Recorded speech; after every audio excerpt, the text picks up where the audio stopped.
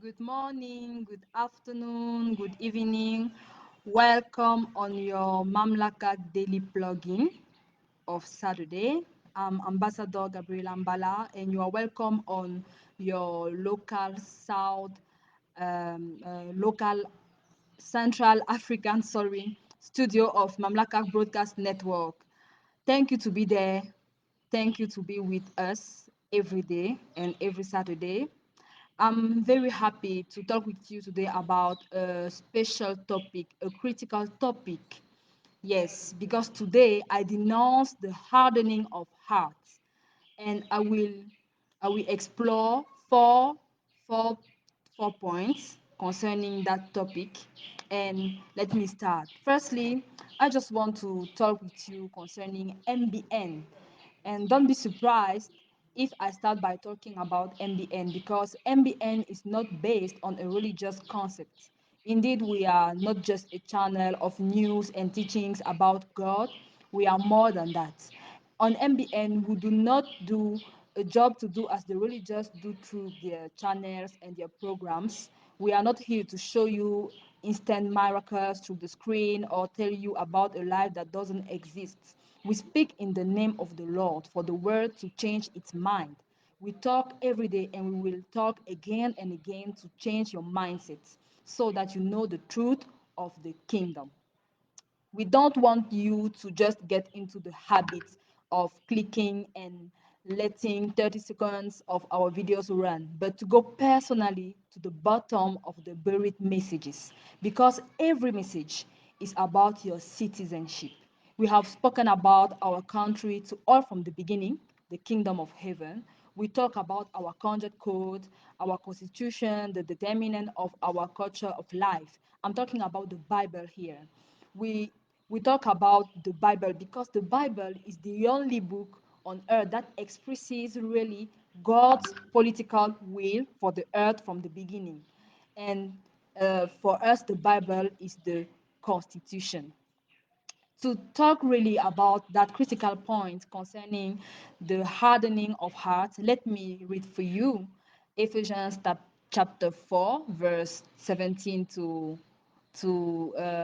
92 to 32, sorry. So let me start. So this I say and affirm together with the Lord, that you walk no longer just as the Gentiles also walk, in the futility of their minds, being darkened in their understanding, excluded from the life of God because of the ignorance that is in them, because of the hardness of their hearts, and they, having become careless, have given themselves over to sensuality for the practice of every kind of impurity with greediness. But you did not learn Christ in this way, if indeed you have heard him and have been taught in him, just as truth is in Jesus, that in reference to your former manner of life, you lay aside the old self, which is being corrupted in accordance with the lusts of deceit, and that you be renewed in the spirit of your mind and put on the new self, which in the likeness of God has been created in righteousness and holiness of the truth. Therefore, laying aside falsehood, speak truth, each one of you with his neighbor, for we are members of one another. Be angry and yet do not sin. Do not let the sun go down on your anger, and do not give the devil an opportunity. He who steals must steal no longer, but rather he must labor, performing with his own hands what is good, so that he will have something to share with one who has need. Let no unwholesome word proceed from your mouth, but only such a word as is good for edification according to the need of the moment, so that it will give grace to those who hear. Do not grieve the Holy Spirit of God, by whom you were sealed for the day of redemption. Let all bitterness and wrath and anger and clamor and slander be put away from you, along with all malice. Be kind to one another, tender-hearted, forgiving each other, just as God in Christ also has forgiven you. So let me take the second point concerning the kingdom of heaven. The kingdom of heaven does not cooperate with other gods, because every day you are hearing our daily plugging. And I hope that you understand that the kingdom of heaven does not cooperate with other gods. Indeed, there is only one God, the one who made the heavens and the earth, and who says that he has a son and a spirit, and they are one. We, the son of the kingdom, must not pretend to see or say what there is to say. For sure, we need diplomacy to raise certain issues with certain people, but we must not be silent. Why do not think there were prophets to denounce and speak clearly about the evil that is being done on earth? This was to quickly rectify what was going on at that time, and the sanctions of earth were Israel really strong for them to rectify.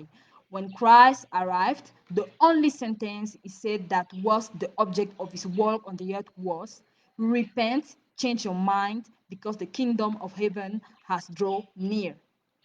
And that's really important to understand. Let me take the third point because I want that you understand what is happening with oppressive systems. I will not be able to explain everything here, but I will quote and we can talk about it during our next daily plugging. You have the education system, the hospital or health system, the scientific system or scientific research system, the economic and financial system, the political system, the social or societal system, the cultural and artistic system. You have the media and communication system. And all those systems are there to oppress people concerning the kingdom of God. Let me take the last point concerning that daily plugging of today. Why do these systems oppress man? They oppress man to lead man to the end. Indeed, man has reached a level of exacerbation in the evil which defies all that we have seen, read, or heard of the past. In fact, man has become a pure animal. He destroys his own heritage, which is in the earth. He lives from generation to generation without discovering his true purpose. The devil therefore knows that his time to running out. And and even if he does not know when his end is, he develops through the systems we have mentioned all forms of malice and plans to end with our humanity. He does everything to remove our sensitivity to evil and make us responsible for all evil so that the mercy and grace of Jesus Christ through the kingdom escapes humanity. And the evil use our patience and unhealthy desires against us because today's society moves very quickly and confuses the basic feelings of a being. When tell me, was the last time you did your own soul searching? Did you question your career race on land or your projects and goals? Have you taken the time to analyze the source of the ideas that lead you to action? Have you taken the time to consider the weight and consequences of your words and your everyday actions? Do you know that it is through these little details that the devil affects you a little more every day? And know that you gave your consent. Let me end up that daily plugging. Let me say that you heard. Open your minds so that they are filled with light. Change your attitude so that the life of the kingdom is imposed on you and around you so that you benefit from the life of king or queen that the kingdom has planned from the beginning for each of us. Do not pretend with the Lord because he knows who we are and if we are his. That was all for that daily plugging. It was for you, Ambassador Gabriel Ambala.